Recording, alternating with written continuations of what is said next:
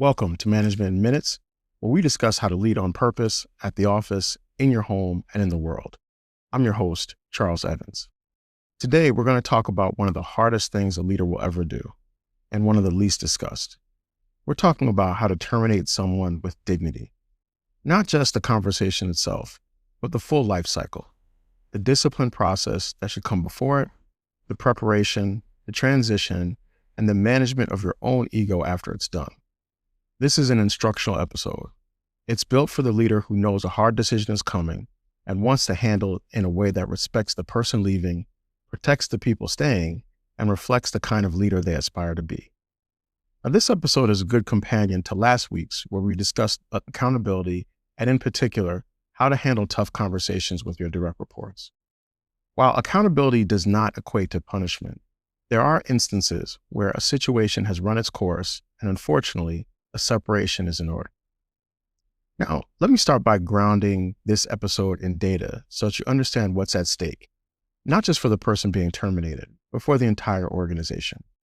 The Harvard Business Review found that after terminations, 41% of remaining employees report a decline in trust in their leadership. The 2025 Career Minds report found that 55% of HR professionals cite low morale among remaining staff as a major concern after someone is let go. And 53% cite a loss of trust in leadership, and 45% cite burnout due to increased workloads. Now, the Leadership IQ survey found that more than 4,000 employees who survived terminations found that 74% of the time, their own productivity declined as a result. These numbers tell you something critical. A termination is never a private event and sends a signal through the entire organization. And the quality of that signal, whether it communicates fairness, dignity, and intentionality, or whether it communicates chaos, cruelty, and carelessness, is entirely within the leader's control.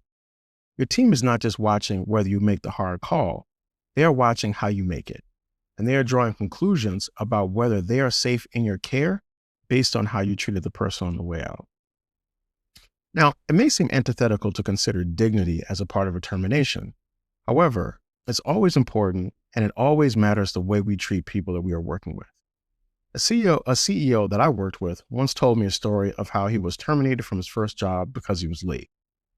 He said that it didn't bother him so much that he was terminated, but it did bother him that his firing was public, shameful, and embarrassed him in front of the other people that he worked with.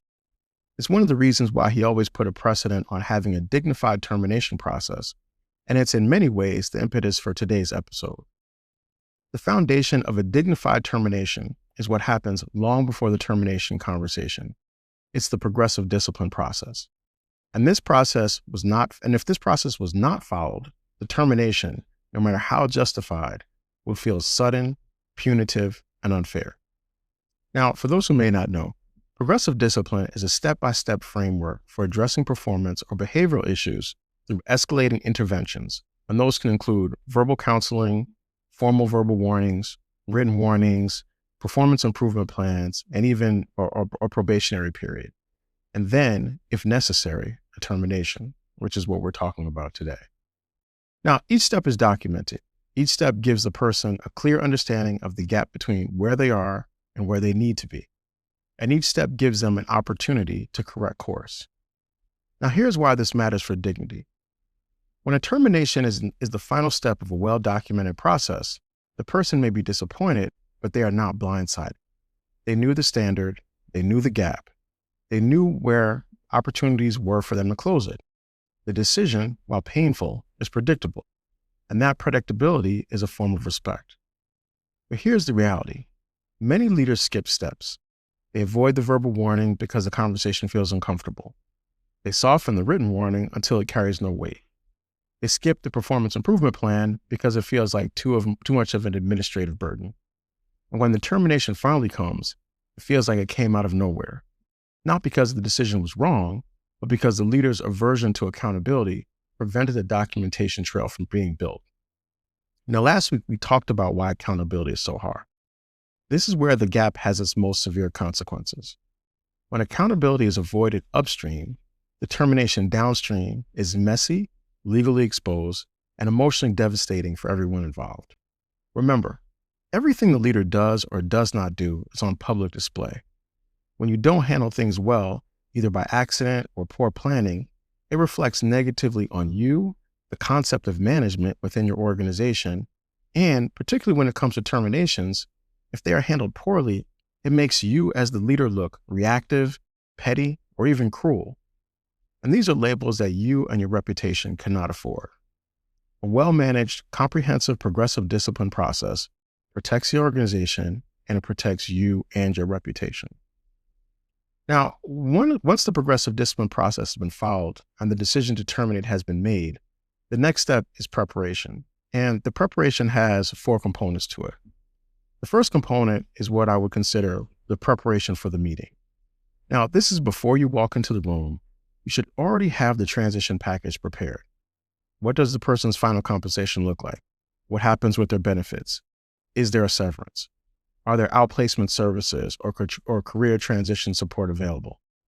Having these answers ready communicates that this decision was not made carelessly.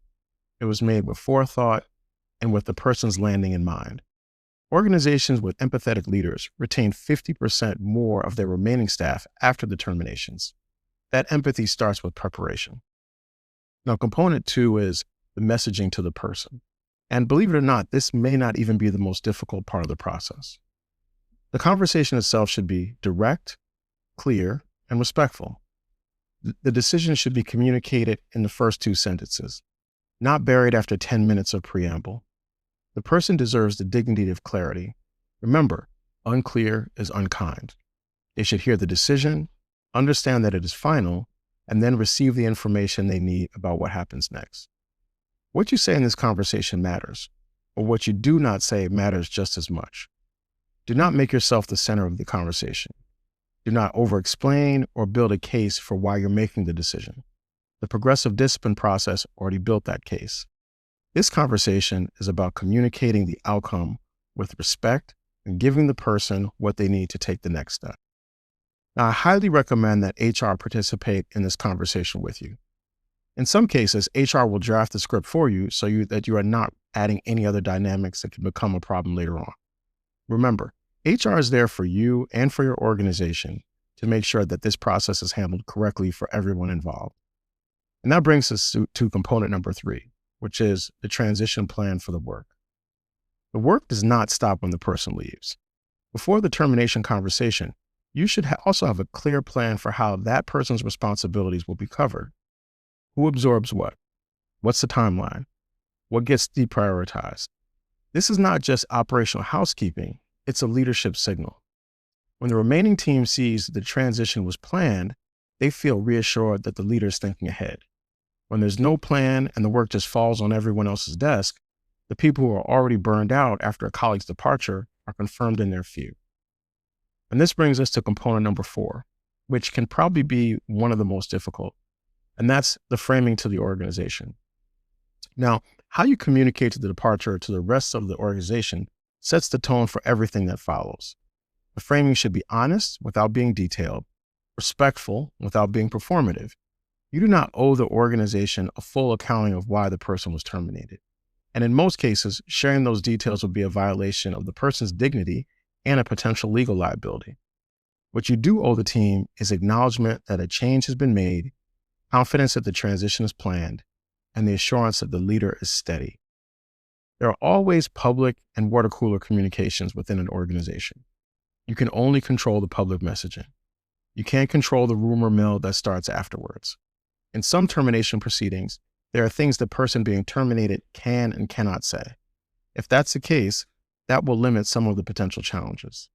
If not, you have to be prepared with a consistent statement for all the different ways someone is going to try and ask you, so what happened or what really happened with so-and-so?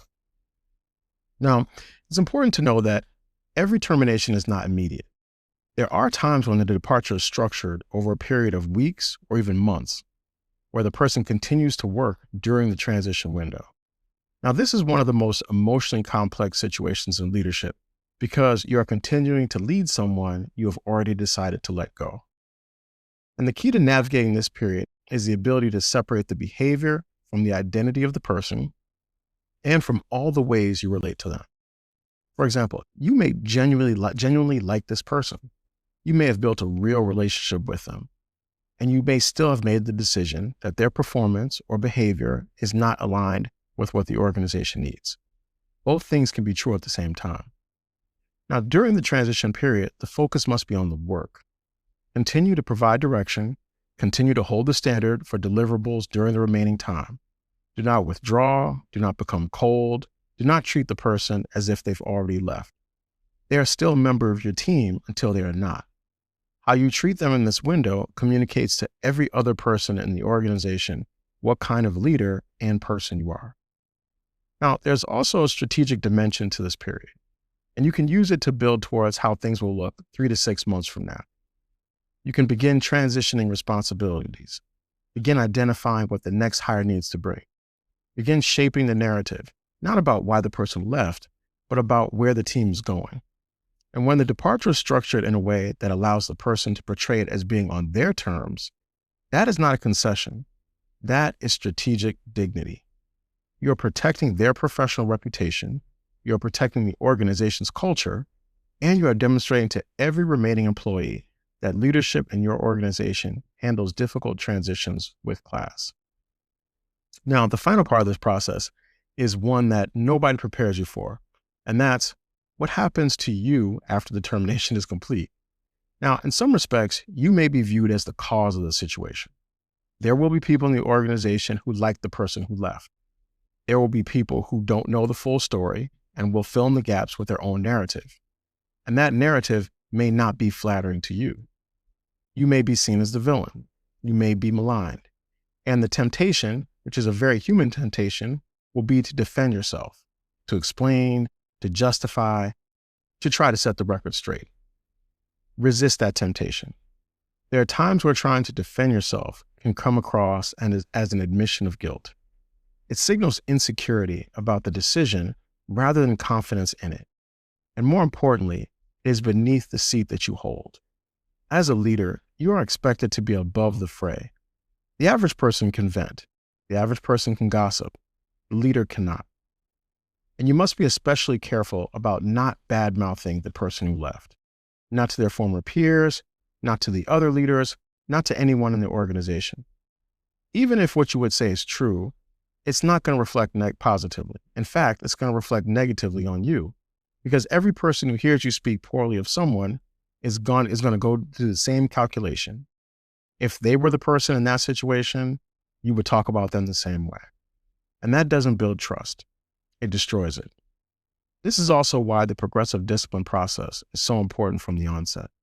When the documentation exists, you don't need to defend the decision with words. The process speaks for itself, and the record is there. The proof of whether your decision was valid will not show up in the week after the termination. It will show up 6 months to a year later. It will show up in the health of the team. It will show up in the quality of the work, and it will show up in the caliber of the person you hired to replace them. That is your vindication, not a speech, not a justification. The results are all that matters. So let's just bring everything together. Terminating someone is one of the hardest things a leader will do. But the measure of your leadership is not whether you make the hard call, it's how you make it. First, follow the progressive discipline process. Every step, every time. When the termination is the final step in the documented process, it is predictable, defensible, and most importantly, preserves the person's dignity because they were given every opportunity to succeed. Second, prepare thoroughly. Know what you're going to say, know what you're not going to say. Have the transition package ready, have the work transition plan built, and have the organizational framing prepared. Remember, preparation communicates respect. Also, use HR as much as possible to assist you in this part of the process. Third, manage the transition period with professionalism and care. Separate the behavior from the person. Focus on the work. Build toward what the team will look like 3 to 6 months from now. And when possible, allow the person to exit with their story intact. And fourth, and probably one of the hardest parts, manage your ego. Resist the urge to defend yourself. Do not badmouth the person who left.